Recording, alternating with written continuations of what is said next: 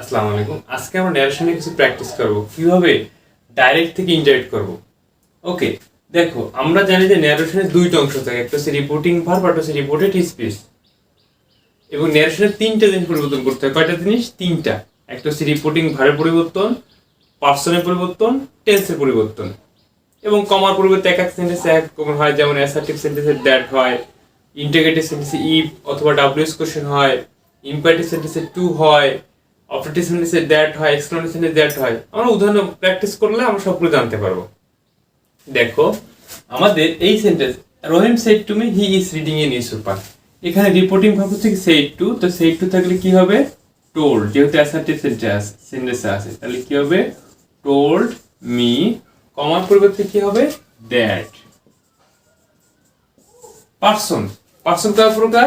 তিন প্রকার, first person, second person, third person. First person পরিবর্তন হয় রিপোর্টিং ভার্বের সাবজেক্ট অনুযায়ী, সেকেন্ড পার্সন পরিবর্তন হয় রিপোর্টিং ভার্বের অবজেক্ট অনুযায়ী, এবং থার্ড পার্সনের কোনো পরিবর্তন হবে না। সেক্ষেত্রে হি যেহেতু থার্ড পার্সন, এটার কোনো পরিবর্তন হবে না। Is reading a news paper, is হচ্ছে present continuous tense. Present continuous tense থাকলে কি হবে? Past continuous tense. সেক্ষেত্রে কি হবে? Was reading a news paper. Okay, দ্বিতীয়টা দেখো, দি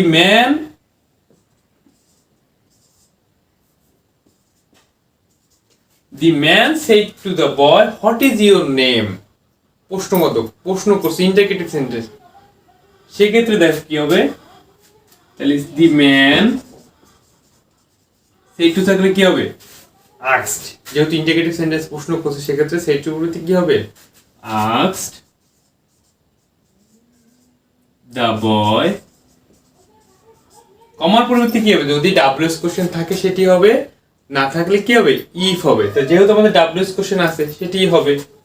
ফর ইজ, এখন কি এখানে ইজ বসবে আগে নাকি সাবজেক্টটা বসবে আগে? ইউ, তোমার।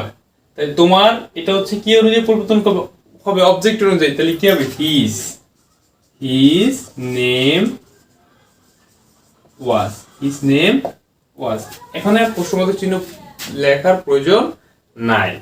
যদি এরকমই থাকে, the officer said to me do it at once, imperative সেন্টেন্সে আছে। এই ইম্পারেটিভ সেন্টেন্সে যদি আদেশ বুঝে অর্ডার, উপদেশ বুঝালে হচ্ছে কি অ্যাডভাইস, অনুরোধ বুঝালে কি রিকোয়েস্ট। যেহেতু এখানে অর্ডার বুঝাইছে, ডু ইট অ্যাট অনস, এটা এখনই করো, অর্ডার। সেক্ষেত্রে কি লাগবো? দি অফিসার অর্ডার, কি হবে? অর্ডার মি টু, কমার প্রতি কি হয়? To do it at once. Okay, শেষ যেটা, Raju said to me may Allah bless you, operative সেন্টেন্সে আছে। তো অপারেটিভ সেন্টেন্সে রিপোর্টিং ভার্বের পরিবর্তে মানে সেড টুর পরিবর্তে কি বসে? উইশ অথবা প্রেড। তাহলে রাজু উইশড, কমার প্রতি কি হবে? দ্যাট। এখানে আমাদের অপারেটিভ সেন্টেন্সে অবজেক্ট লেখার প্রয়োজন নেই। তাহলে এখানে মে আল্লাহ, আল্লাহ হচ্ছে সাবজেক্ট, আল্লাহটা আগে বসবে। আল্লাহ, মে থাকলে কি হবে? Might bless you. ইউটা কোন পারসন? Second person. পরিবর্তন হবে কি অনুযায়ী? অবজেক্ট অনুযায়ী। তাহলে কি হবে? মি। ওকে।